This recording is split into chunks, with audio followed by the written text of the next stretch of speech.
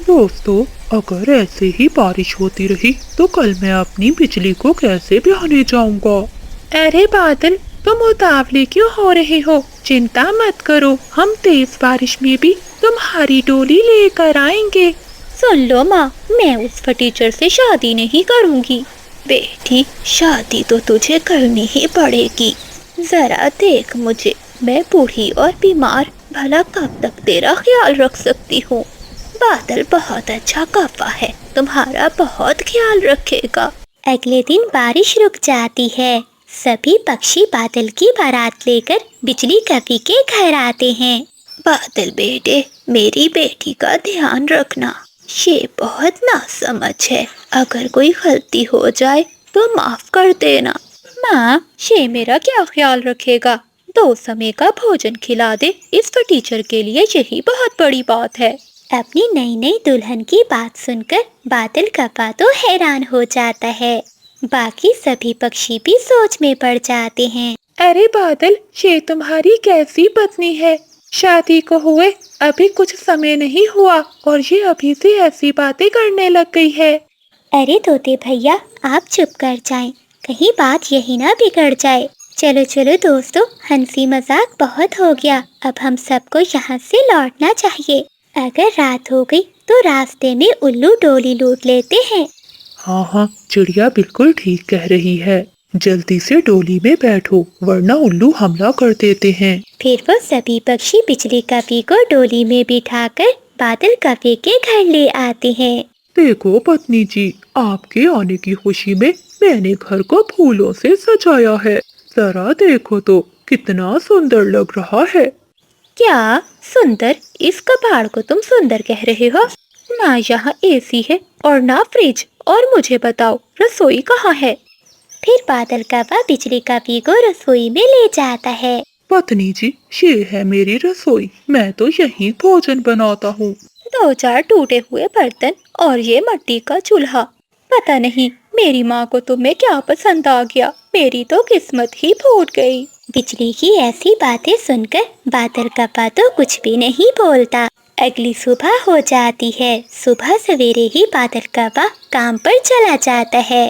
बिजली कवि अपना मोबाइल निकालती है और किसी से बातें करने लगती है। वो बूढ़ा बादल तो अपने काम पर चला गया, तुम जल्दी से नदी पर आ जाओ, मैं तुम्हें वहीं मिलूंगी। फोन रखते हुए बिजली कवि नदी की ओर चली जाती है।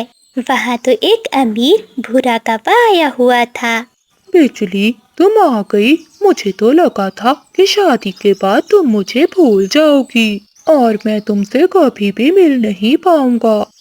भूरे जी, वो बूढ़ा कौवा तो बहुत गरीब है, मैं और भी एक दिन उसके साथ नहीं रह पाऊंगी। मैं तो कहती हूँ मुझे भी यहाँ से ले चलो, मैं तुम्हारे साथ शादी कर लूंगी, लेकिन उस बूढ़े कौवे के साथ नहीं रहूंगी। बिजली, चाहता तो मैं भी यही हूँ, लेकिन इस समय मेरे पापा विदेश गए हुए हैं। एक बार जब वो विदेश के जंगल से आ जाएंगे तो तुम और मैं मिलकर शादी कर लेंगे। बस तब तक तुम वहीं उस बूढ़े कौवे के साथ रहो। भूरे जी, मैं तुम्हें बहुत पसंद करती हूँ, मुझे धोखा मत देना। नहीं नहीं बिजली, मैं तुमसे ही शादी करूँगा, बस एक बार मेरे पिता घर आ जाएं। अच्छा भूरे, मेरी शादी वाले दिन क्यों नहीं आए? मैं तुम्हारी राह देखती रह गई। मुझे माफ कर दो बिजली, मेरी माँ की तबीयत खराब हो गई थी, बस इसीलिए मैं तुम्हारी शादी पर नहीं आ सका। ऐसे वो दोनों कौवे काफी देर तक बातें करते हैं। ऐसे कई दिन बीत जाते हैं। बादल कौवा मेहनत करके अपनी पत्नी के लिए भोजन लाता, लेकिन उसकी पत्नी कभी उससे सीधे मुंह बातें न करती। बादल कौवा तो अब परेशान रहने लगा था। पत्नी, मुझे खाना बना दो, बहुत भूख लगी हुई है। खाना कैसे बनाऊं? घर में मिसाले तो है ही नहीं। बिजली, तुम चिड़िया बहन से मांग कर ले आती। बादल, ये तुम्हारी आदत होगी दूसरों के आगे मांगने की, मगर मैं किसी के आगे अपने पंख नहीं फैलाती। जो भी लाना है खुद जाकर लेकर आओ। ठीक है बिजली, मैं चिड़िया बहन से अभी मिसाले लेकर आता हूँ, तब तक तुम लकड़ियाँ जलाओ। इतना कहते हुए बादल कौवा रात में चिड़िया के पास मिसाले लेने चला जाता है। बादल भैया, आप इतनी रात को सब ठीक तो है ना? आप तो मुझे बहुत उदास लग रहे हैं। नहीं नहीं चिड़िया बहन, सब ठीक है। मुझे बस थोड़े से मिसाले दे दो, बिजली ने खाना बनाना है। फिर मानो चिड़िया बादल कव्वे को मिसालें दे देती है। कव्वा मिसालें लेकर घर जाता है, लेकिन घर में तो बिजली कभी नहीं थी। बिजली, बिजली कहाँ हो तुम? इतनी रात में बिजली कहाँ जा सकती है? बादल कव्वा परेशान हो जाता है। तभी उसका फोन बजता है। बेटे, बादल बेटे, बिजली मेरे पास आ गई है, तुम परेशान ना होना। ठीक है माँ जी, बताने का बहुत बहुत धन्यवाद। मुझे तो बहुत चिंता हो रही थी। फिर बादल कव्वा अपने लिए दुखी मन से भोजन बनाता है। भोजन खा के वो भी सो जाता है। अगली सुबह कबूतर और तोता बादल कव्वे को बुलाने आते हैं। अरे क्या हुआ बादल, आज काम पर नहीं जाना? पहले तो हर रोज हम सबसे पहले आ जाते हो। दोस्तों, आज तुम दोनों चले जाओ। क्या बात है बादल, आज तुम बहुत परेशान लग रहे हो और तुम्हारी पत्नी कहाँ है? वो भी दिखाई नहीं दे रही। बादल कव्वा रोते हुए उन्हें सारी बात बताता है। दोस्तों, मैं बहुत परेशान हूँ। जब से शादी हुई है, एक भी दिन तानों के बिना नहीं गुजरता। जब देखो मुझे गरीब बुलाती है और जब मन करता है तो छोड़कर भाग जाती है। बादल चुप कर जाओ, रो मत। मैं समझ गया हूँ कि तुम्हारी पत्नी क्या चाहती है। तुम्हारी पत्नी का जन्मदिन आ रहा है, तुम बिजली के लिए कोई अच्छा सा गिफ्ट लेना, फिर देखना वो कितनी खुश होती है। हाँ, तोता सही कह रहा है। अच्छे से सोने के झुमके लेकर देना। मैंने भी अपनी पत्नी को ऐसे ही खुश किया था। वो भी शादी के शुरू में मुझसे नाराज रहती थी। धन्यवाद दोस्तों, अब मैं ऐसा ही करूँगा। फिर बादल कव्वा दिन रात मेहनत करता है। दिन गुजरते जाते हैं। बिजली कव्वे का जन्मदिन आ जाता है। चिंकी बहन, आज तो बिजली का जन्मदिन है, तुम उसके जन्मदिन की पार्टी में क्या पहनोगी? मैं तो उसके जन्मदिन पर लाल रंग की साड़ी पहनूंगी। तोती, कबूतरी और चिड़िया नदी पर बैठी हुई थी कि तभी बिजली कव्वे भी वहाँ आ जाती है। अरे, ये तीनों यहाँ बैठी क्या कर रही हैं? भूरा भी आने वाला होगा। अरे, तुम तीनों को कोई काम धंधा नहीं है, जब देखो यही बैठी रहती हो। जाओ यहाँ से। चिड़िया बहन, ये कव्वे तो बहुत बुरी है और तुम इसकी बर्थडे की पार्टी पर जाने की बातें कर रही थी। चलो, हमें नहीं जाना इसके जन्मदिन पर। ऐसा कहते हुए वो तीनों वहाँ से चली जाती हैं। थोड़ी देर बाद वहाँ भूरा कव्वा आ जाता है। भूरे, मेरा आज जन्मदिन है, तुम्हें याद है ना? हाँ हाँ, भला मैं कैसे भूल सकता हूँ अपनी परी का जन्मदिन। तो भूरे जी, आज रात 12 बजते ही मैं यहाँ आ जाऊंगी और तुम्हारा इंतजार करूंगी। हाँ हाँ बिजली, मैं जरूर आऊँगा। बिजली कव्वे खुशी खुशी घर आती है। बिजली कव्वे भी तैयार हो जाती है। तभी बादल कव्वा बिजली कव्वे के लिए गिफ्ट लेकर आता है। आज तो वो बहुत खुश था। अरे वाह, मेरी पत्नी आज कितनी सुंदर लग रही है। देखो पत्नी जी, मैं तुम्हारे लिए ये सोने के झुमके लाया हूँ। अब जल्दी से मुझे ये झुमके पहन कर दिखाओ। हाँ हाँ बादल जी, मुझे बहुत प्यास लग रही है। रुको, मैं नदी से पानी पी कर आती हूँ। फिर बिजली कव्वे आधी रात को अपने घर से निकल जाती है। बादल कव्वा भी बिजली कव्वे के पीछे पीछे जाता है और वो सब छुप कर देखता है। भूरे, मैं कब से तुम्हारा इंतजार कर रही हूँ, लेकिन तुम मेरे लिए कुछ भी नहीं लाए। अब जल्दी से बताओ, कहाँ है मेरा गिफ्ट? मैं तो कुछ भी नहीं लाया, भूल गया। अच्छा छोड़ो, मुझे ये बताओ, तुमने अपने पिता से बात की है? बिजली, मैं तुमसे शादी नहीं कर सकता। मेरे पिता ने विदेश में मेरे लिए एक सुंदर कवि ढूंढ ली है। मैं तो अब उसी से शादी करूँगा। बस इसीलिए मैं तुम्हें यही बताने आया था। अब मैं जा रहा हूँ। क्या मतलब? पूरे तुमने मुझे धोखा दिया, इतने दिनों मुझसे झूठ बोला। तुम्हारे लिए मैंने अपने पति को ठुकरा दिया। क्या तुम अब किसी और से शादी करोगे? हाँ, तो इसमें और गलत क्या है? आगे से मुझे तंग ना करना। ऐसा कहते हुए वो कव्वा वहाँ से चला जाता है। ये सब सुनते ही बिजली कौवा सहन नहीं कर पाती और वो वहीं बेहोश हो जाती है। बादल कौवा बिजली कौवे को लेकर डॉक्टर के पास जाता है। उल्लू डॉक्टर, मेरी पत्नी ठीक तो है ना? हाँ कौवे, तुम्हारी पत्नी बिल्कुल ठीक है, बस कमजोरी की वजह से चक्कर आ गए। फिर बिजली कौवे को होश आता है। वो बादल को देखकर बहुत शर्मिंदा होती है। पति जी, मुझे माफ कर दो, मैंने आपको बहुत बुरा भला बोला। मैं उस बुरे कौवे की बातों में आ गई थी। कोई बात नहीं पत्नी जी, तुम्हें अपनी गलती का एहसास हो गया, यही बहुत है। चलो अब घर चलकर तुम्हारी सालगिरह की पार्टी करते हैं। फिर बादल कौवा बिजली कौवे को घर ले आता है और सभी पक्षी बिजली कौवे का जन्मदिन धूमधाम से मनाते हैं। चोरनी कहीं की, तुमने ये लकड़ियाँ मेरे घर से चुराई हैं। अरे अरे नहीं कौवी बहन, मैं ये लकड़ियाँ घने जंगल से लाई हूँ।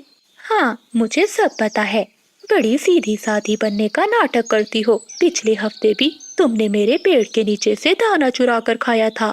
लेकिन मुझे नहीं मालूम था कि वो दाना आपका था। मैं सब जानती हूँ, तुम जैसी भी कारण चिड़ियाओं को। चल अब भाग जा यहाँ से, दोबारा मेरे घर के पास नजर ना आना। मानो चिड़िया रोती हुई वहाँ से अपने घोंसले में चली जाती है। थोड़ी दूर कबूतर और तोता बैठे उन दोनों की बातें सुन रहे थे। तोते यार, ये कभी बहुत बुरी है, जब देखो चिड़िया से लड़ती रहती है। हाँ कबूतर, तुम्हें तो पता है ये काली कवि किसी को भी अपने पेड़ के पास भटकने नहीं देती। पिछली बार गलती से मैं इसके घर के पास चला गया था, तब इसने मुझे बहुत मारा था। बेचारी मानो चिड़िया तो बहुत मेहनती है, वो तो दिन रात अपनी बेटियों के लिए मेहनत करती है। मानो चिड़िया की 3 नन्ही बेटियां थी, मीना, मुन्नी और गुड्डी। वो तीनों बेटियां पढ़ना चाहती थी और बड़े ख्वाब देखती थी। मामा, हम तीनों बहनों को पढ़ने के लिए बड़े स्कूल में जाना है और आपको तो पता है कि वो विदेश के जंगल में है। देखना मामा, हम तीनों बहनें पढ़कर आपका नाम रोशन करेंगी और हमारी गरीबी के दिन भी गुजर जाएंगे। हाँ बेटियों, मैं भी यही चाहती हूँ कि तुम तीनों पढ़ लिख कर जंगल का नाम रोशन करो। तुम तीनों चिंता नहीं करो, मैं कुछ करती हूँ। अगले दिन मानो चिड़िया बिजली कौवे के पास जाती है। कौवी बहन, मेरी बेटियां तीनों पढ़ना चाहती हैं, मैं उन्हें विदेश के जंगल में भेजना चाहती हूँ। तुम तो बहुत अमीर हो, मुझे कुछ पैसे उधार दे दो, मैं मेहनत करके तुम्हें वापस दे दूंगी।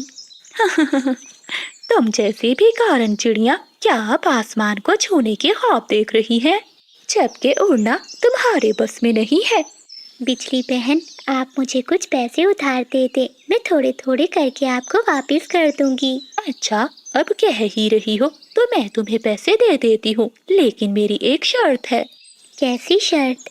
जब तक तुम मुझे पैसे नहीं लौटाओगी तब तक तुम मेरे घर में नौकरानी बनकर काम करोगी और दिन रात मेरे लिए दाना भी लाओगी। ठीक है कौवी बहन, मुझे मंजूर है। चल अब लग जा काम पर, काम करके पैसे लेकर चली जाना। फिर मानो चिड़िया बिजली कौवे के घर के सारे काम करती है। वो जंगल से दाना ढूंढ कर लाती है और शाम को रसोई बनाकर पैसे लेकर अपने घर चली जाती है। क्या हुआ मम्मा, आज इतनी देर क्यों करती? हमें भूख लगी है। मुन्नी बेटी, आज जंगल में काम करने गई थी, तुम लोगों के लिए पैसे जमा किए हैं। अब तुम तीनों अपना सामान पैक कर लो, क्योंकि तुम तीनों कल जा रही हो विदेश के जंगल में। ये सुनकर मानो चिड़िया की बेटियां बहुत खुश हो जाती हैं। ठीक है मम्मा, हम अपना सामान पैक करती हैं, तब तक आप हमारे लिए भोजन बना दें। फिर मानो चिड़िया रसोई में चली जाती है। वो अपनी बेटियों के लिए भोजन बनाने लगती है। मेरी बेटियां ही मेरी दुनिया है, अगर ये खुश हैं तो मैं भी खुश हूँ। अगले दिन मानो चिड़िया कबूतर चाचा के साथ अपनी तीनों बेटियों को विदेश के जंगल में भेज देती है। ऐसे ही कई दिन गुजर जाते हैं। चिड़िया दुगना काम करना शुरू कर देती है। सुबह को वो कौवे के घर काम करने जाती और दूसरे समय वो बाकी पक्षियों के घरों में भी काम करती थी। चिड़िया बहन, तुम इतने काम कर रही हो, तुम बीमार हो जाओगी। तोते भैया, अपनी बेटियों के लिए मुझे ये सब करना होगा। तुम्हें तो पता है मेरी बेटियों में मेरी जान है, वही मेरी खुशी है। अगर मैं काम नहीं करूँगी तो कौवे का कर्ज कैसे दूंगी? बस अब मुझे उस दिन का इंतजार है जिस दिन मेरी नन्ही परियां आसमान छू लेंगी। ऐसे ही कई साल बीत जाते हैं। चिड़िया अब भी कपी के घर में काम करती थी। एक दिन चिड़िया सोचती है, अब तो मेरी बच्चियां लौटने वाली हैं, आज तो मैं उन्हें देखकर जी लूंगी। शाम हो जाती है। चिड़िया की बेटियां विदेश के जंगल से लौट आती हैं। मानो चिड़िया खुशी खुशी अपनी बच्चियों के पास जाती है। अरे आओ मेरी बेटियों, मेरे पास आओ। लेकिन चिड़िया की बेटियां मुंह मोड़ लेती हैं। अरे हटिए माँ, हमें बहुत थकन है, जरा हमें भोजन ला कर दीजिए, बहुत भूख लगी है। हाँ, मैं भी ना, तुम तीनों थकी हुई होगी, चलो मैं आप तीनों को भोजन देती हूँ। फिर मानो चिड़िया अपनी तीनों बेटियों को भोजन देती है। मम्मा, ये कैसा भोजन है? ये तो बस दाल चावल है, हमें तो बिरयानी खानी थी। मुन्नी, हमारी माँ को भला कहाँ बिरयानी बनाने आती है? इन्होंने तो कभी अपनी जिंदगी में खाई भी नहीं होगी। हाँ बहना, तुम ठीक कह रही हो। मानो चिड़िया तो चुपचाप अपनी बेटियों की बातें सुनती रहती है। रात को जब बेटियां सोने लगती हैं तो अपनी माँ से कहती हैं, माँ, इस घर में तो हमें बहुत गर्मी लग रही है, आपने अभी तक अपना अच्छा और पक्का घर नहीं बनाया। हाँ माँ, एक एसी ही लगवा ली थी, आपको तो पता था ना कि आपकी बेटियां लौट कर आ रही हैं, भला वो ऐसी गर्मी में कैसे रहेंगी। बच्चों, मुझे नहीं पता था कि आप तीनों को एसी में सोने की आदत है। तुम तीनों चिंता नहीं करो, मैं कल तक इंतजाम कर दूंगी। फिर मानो चिड़िया की तीनों बेटियां सो जाती हैं और चिड़िया अपने घर के बाहर आ जाती है। ए ऊपर वाले, ये सब क्या है? मैंने तो सोचा था कि मेरी बच्चियां पढ़कर आएंगी और मेरा सहारा बनेंगी, लेकिन ये तीनों तो बहुत बदल गई हैं। अगले दिन मानो चिड़िया सुबह सवेरे झील के खेतों में जाती है और वहाँ काम करने लगती है। वो कड़ी धूप में गंदम की फसल काटती है और शाम को बिजली कपी के घर काम करने जाती है। कुछ महीनों मेहनत करने के बाद मानो चिड़िया अपनी बेटियों के लिए एसी ले लेती है। बच्चों, अब ठीक है ना? अब तुम्हें गर्मी नहीं लगेगी। हाँ माँ, ये ठीक है, अब से हम तीनों ही इस कमरे में सोएंगी, आप दूसरे कमरे में सोना। हाँ, वैसे भी मम्मा को थोड़ी ना आदत है एसी में सोने की, ये तो बीमार हो जाएंगी। हाँ, तुम ठीक कह रही हो, मुझे ऐसी आदत नहीं है, तुम तीनों आराम से सो जाओ। अपनी तीनों बेटियों को सुलाकर मानो चिड़िया खुद घर के बाहर आ जाती है। मानो चिड़िया की तीनों बेटियां अब नौकरी करने लगी थी, लेकिन वो अपनी माँ को अपनी तनख्वाह के पैसे नहीं देती थी। माँ, आप भला इन पैसों का क्या करेंगी? वैसे भी आप तो सूखा दाना खाकर भी रह लेंगी, लेकिन हमें बहुत कुछ खरीदना है, इसलिए ये पैसे हम आपको नहीं दे सकते। मानो चिड़िया की आंखों में आंसू आ जाते हैं। वो खामोशी से वहाँ से चली जाती है। रात के अंधेरे में वो एक पेड़ पर जाकर बैठ जाती है। शायद मेरी बेटियां अब बहुत बड़ी हो गई हैं, अब उन्हें मेरी जरूरत नहीं रही, मैं ही इनके लिए बोझ बन गई हूँ। तभी वहाँ तोता आ जाता है। चिड़िया बहन, तुम यहाँ अंधेरी रात में क्यों बैठी हो? चलो, तुम्हारी बच्चियाँ तुम्हें ढूंढ रही होंगी। नहीं तोते भैया, अगर उन्हें मेरी जरूरत होगी तो वो खुद आ जाएंगी। मानो चिड़िया ऐसे बैठी रो रही थी। तोता वहाँ से चला जाता है और वो मानो चिड़िया की बेटियों के पास जाता है। तुम तीनों को शर्म नहीं आती? तुम्हारी माँ ने तुम्हें पढ़ाने के लिए उस बिजली कपी से पैसे उधार लिए, उसका कर्ज वो आज तक उतार रही है। तुम्हारी हर जरूरत पूरी करने के लिए वो सुबह से लेकर शाम तक काम करती है। जब तुम यहाँ नहीं थी वो बीमार थी, वो तो अपने घोंसले से उठ भी नहीं सकती थी, फिर भी उसने कभी हिम्मत नहीं हारी और तुम तीनों के लिए वो दिन रात मेहनत करती रही। और आज जब तुम तीनों कमाने लग गई हो तो अपनी माँ को भूल गई हो। तुम तीनों को तो शर्म आनी चाहिए। ऐसा कहते हुए तोता वहाँ से चला जाता। तेज बारिश में सर पर टोकरी उठाए मम्मा चिड़िया पूरे जंगल में सब्जी बेच रही थी। सब्जी लो सब्जी, ताज़ा ताज़ा सब्जी, आलू टमाटर भिंडी करेला सब लो। सब्जी लो सब्जी, चिड़िया रुको रुको, मुझे 1 किलो हरी मिर्ची देती जाओ। अरे तोती बहन, इतनी मिर्ची का आप क्या करने वाली हैं? चिड़िया, मेरी माँ आई हुई है दूसरे जंगल से। वो मिर्ची का अचार बहुत अच्छा बनाती है, बस इसीलिए मैं अपनी माँ से मिर्ची का अचार बनवा रही हूँ। पूरे जंगल में तुम्हारी सब्जी ही बहुत ताज़ा होती है। हाँ तोती बहन, क्योंकि मैंने अपने खेत में ताज़ा सब्जियाँ उगा रखी हैं।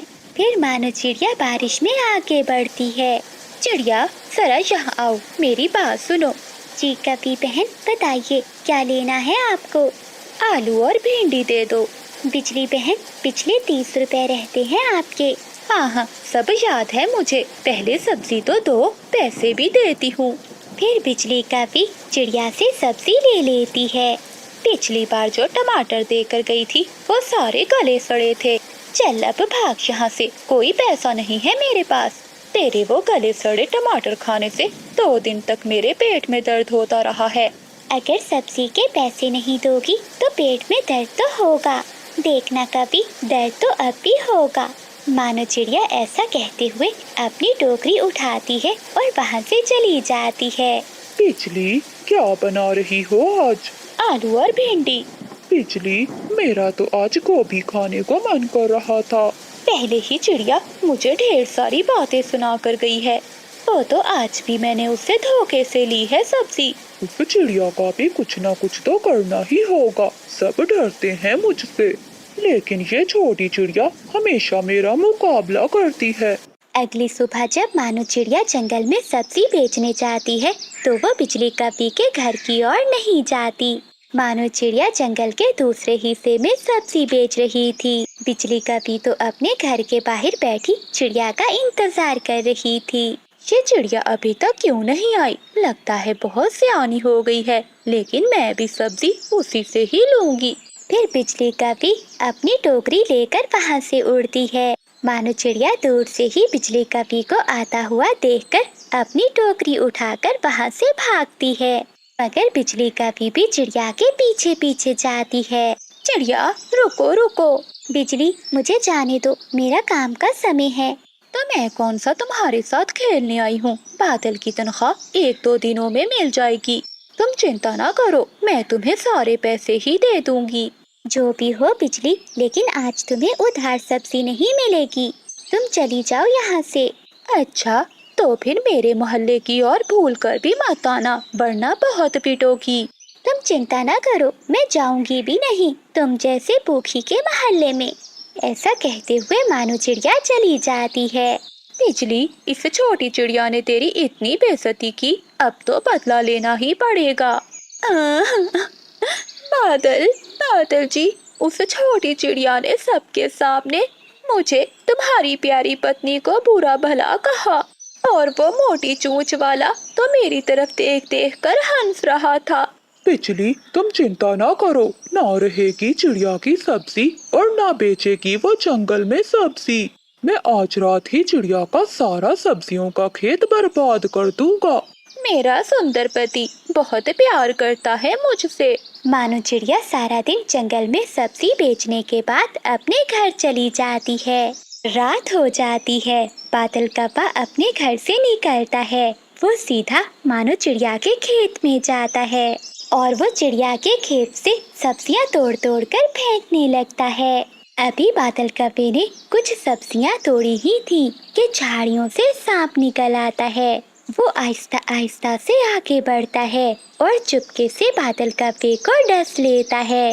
बचाओ, सांप, सांप, मुझे सांप ने डस लिया है।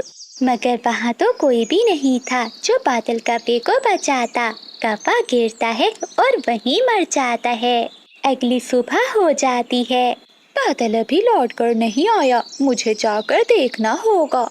मानो चिड़िया, बंटी कबूतर और तोता सभी कप्पे के पास जमा थे। बेचारे को सांप ने डस लिया और ये मर गया।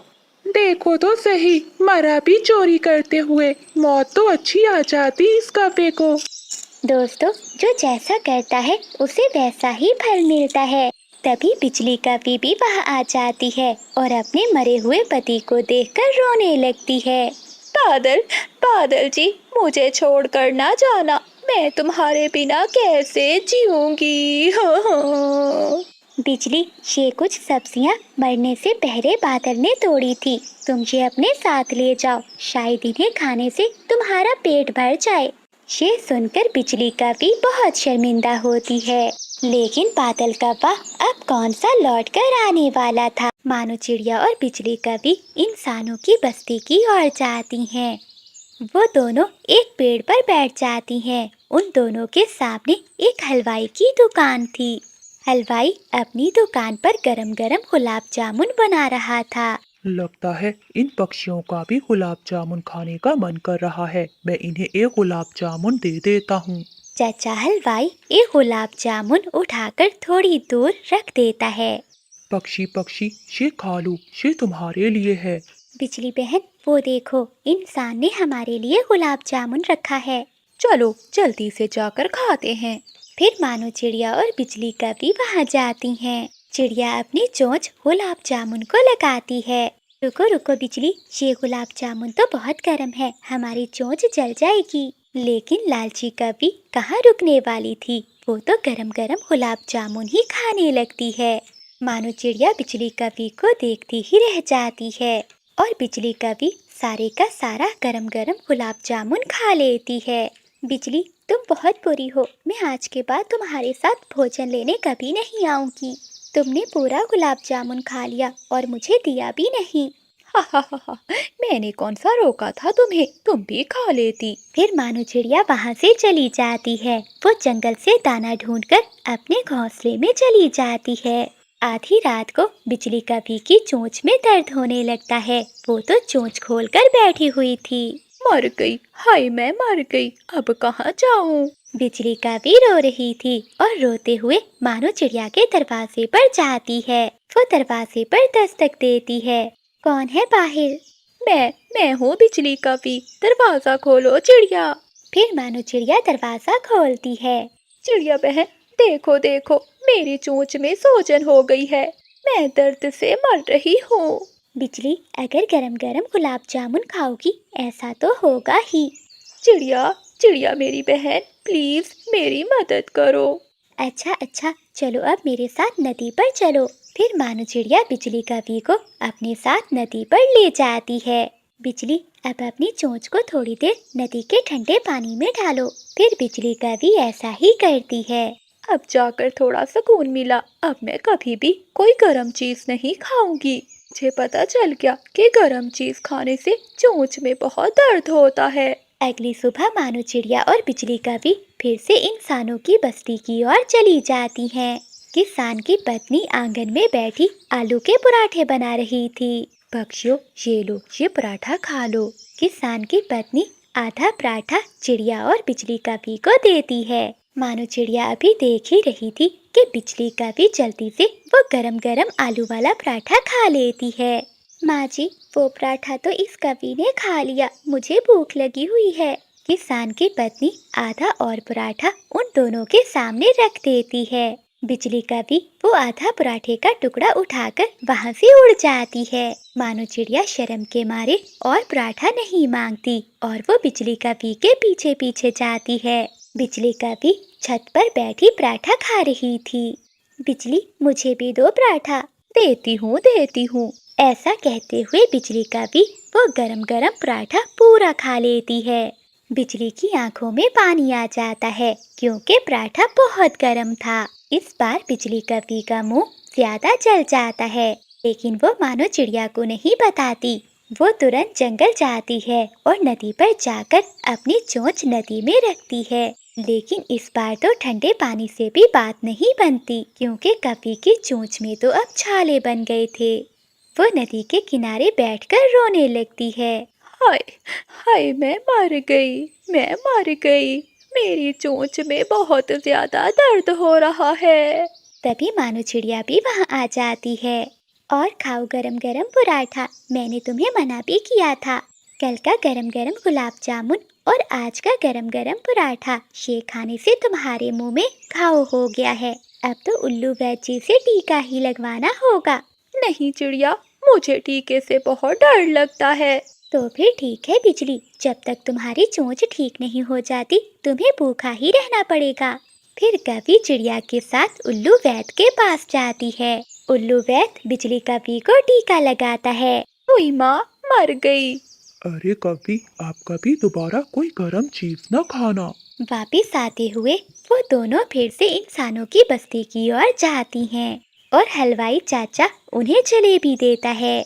चिड़िया वो जलेबी खाती है। बिजली, ये जलेबी तो बहुत स्वादिष्ट है, लो तुम भी खा लो। नहीं नहीं चिड़िया, ये गर्म होगी, मैं नहीं खाऊंगी। नहीं बिजली, ये ठंडी जलेबी है, तुम इसे खा लो। बिजली का भी अपनी चोंच खोलती है, लेकिन उसकी चोंच में दर्द शुरू हो जाता है। बस वो जलेबी को देखती ही रह जाती है और चिड़िया मजे मजे से वो सारी जलेबी खा जाती है। बिजली बहन, इसीलिए तो कहते हैं कि ज्यादा के लालच में थोड़े से भी जाते हैं। अब दोबारा कभी गरम गरम चीज मत खाना। बिजली रोते हुए अपना सर हिलाती है और वो दोनों सहेलियां वापस अपने जंगल लौट जाती हैं। बिजली कभी तेज बारिश में कबूतर के आमों के बाग में जाती है। कबूतर भैया, मुझे इन आमों के पेड़ से एक मीठा आम तोड़ दो। क्यों? ये मेरे पेड़ हैं, मैंने इन्हें मेहनत से बड़ा किया है, मैं तुम्हें क्यों आम दूं? कबूतर, अगर एक आम दे दोगे तो क्या हो जाएगा? ऐसी तेज बारिश में कहीं से भोजन भी नहीं मिल रहा। निकलो यहाँ से, खुद तुम पति पत्नी कोई काम करते नहीं हो और बस मुफ्त का खाना ही आता है। इसीलिए तो मैं तुम्हें गंदी आँखों वाला कबूतर कहती हूँ, क्योंकि तुम्हें किसी पर दया नहीं आती। बिजली कभी कबूतर को बातें सुनाकर वहाँ से चली जाती है। दूसरी ओर बादल कौवा तोते के खेत में जाता है। कबूतर यार, मुझे अपने खेत से एक मकई का भुट्टा तोड़ दो, मैं कल से बहुत भूखा हूँ। तो तुम्हें किसने कहा है कि सारा दिन आवारा घूमो? मैंने कितनी बार तुम्हें कहा है कि अपने खेत में फसल उगाओ, लेकिन तुम पति पत्नी ने तो कसम खा रखी है काम ना करने की। बस बस, अगर भुट्टा नहीं देना तो ना दो, मेरी बेइज्जती करने का कोई हक नहीं। आहा जाओ, नहीं देना मुझे कोई भुट्टा। मेरी पत्नी तुम्हें ठीक ही कहती है, मोटी चोंच वाला तोता। फिर बादल कौवा भी तोते से लड़ झगड़ कर अपने घर चला जाता है। बादल जी, आज मैं कबूतर से मीठा आम लेने गई तो उसने मुझे बहुत सारी बातें सुनाई और एक भी आम नहीं दिया। मुझे भी उस तोते ने अपने खेत से मकई का भुट्टा नहीं दिया।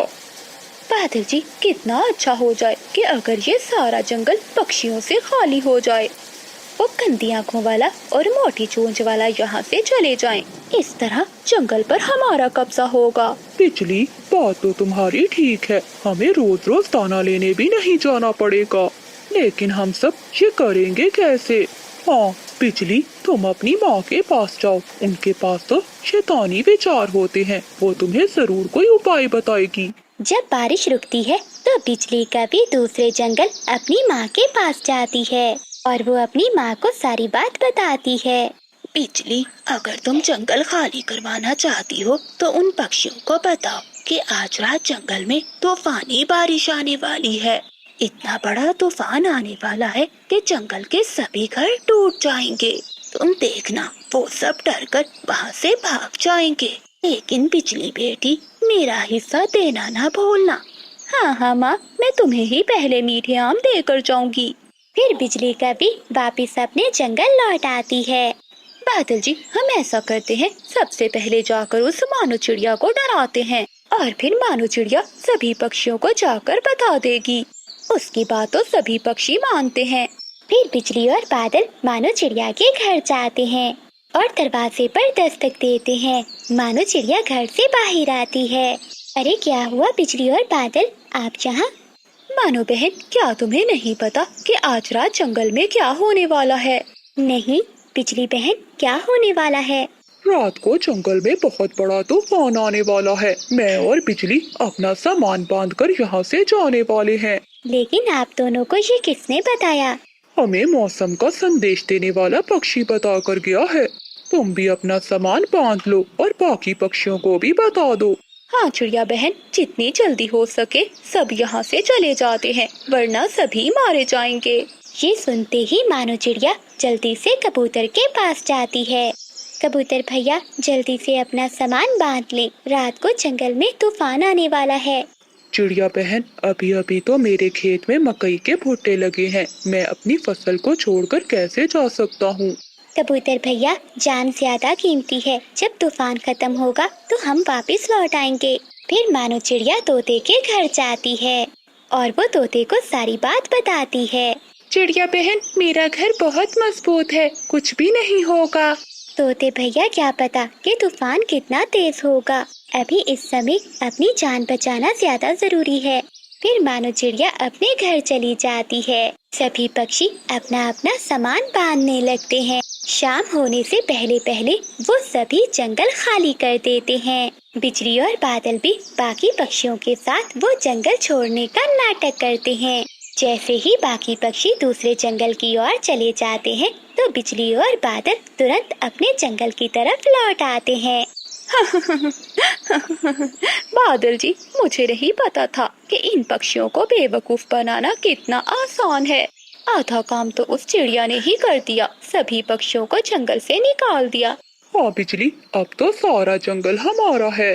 वो पति पत्नी अपने घर से निकलते हैं और कबूतर के बाग में जाकर मीठे मीठे आम खाने लगते हैं। इतने मीठे आम तो मैंने अपनी जिंदगी में कभी नहीं खाए। वो गंदी आंखों वाला सारे आम खुद खाना चाहता था। कितना मजा आएगा बादल जी, जब वो जंगल लौटेगा तो उसके पेड़ पर एक भी आम नहीं होगा। बिजली, उस तोते ने भी मेरी बहुत बेइज्जती की थी, चलो उसके खेत से भी भुट्टे खाते हैं। फिर वो दोनों तोते के खेत में जाते हैं और जी भर कर भुट्टे खाते हैं। शाम को वो अपने घर में आकर सो जाते हैं। रात होते ही जंगल में बहुत तेज तूफान आ जाता है।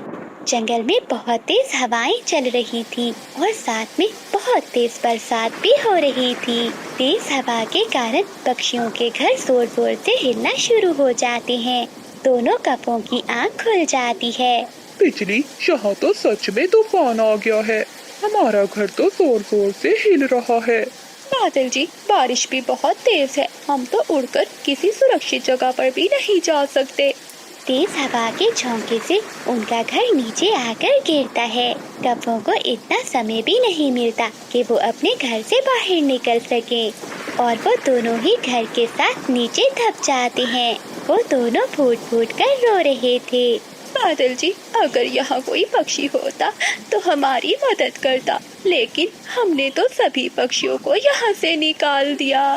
बिजली, हमें हमारे किए की सजा मिली है। तोते और कबूतर भैया, आपको पता है कि जंगल में बरसात का मौसम आने ही वाला है। क्यों ना हम पास वाले जंगल से दाना लाकर जमा कर लें। कल मैं गई थी पहाड़ों की ओर, वहाँ जो नदी है वो भी सूखी हुई है, लेकिन उस नदी में ढेर सारे चावल उगे हुए हैं। अगर आप मेरी बात मानो तो हम सब मिलकर वो चावल के पौधे काटकर अपने अपने घरों में जमा कर लेते हैं और जब बरसात शुरू होगी तो हमें भोजन की कोई कमी नहीं होगी। चिड़िया बहन, अब तो मौसम बदल गया है, अब कहाँ इतनी देर बरसात होती है। अगर 1 या 2 दिन बरसात हो भी गई तो गुजारा कर लेंगे। हाँ चिड़िया बहन, कबूतर ठीक ही कह रहा है, वो नदी तो है भी बहुत दूर, हमसे इतनी दूर नहीं जाया जाता। जैसे आप दोनों की मर्जी, मुझे तो डर लग रहा था बरसात से, इसीलिए आई थी आपके पास।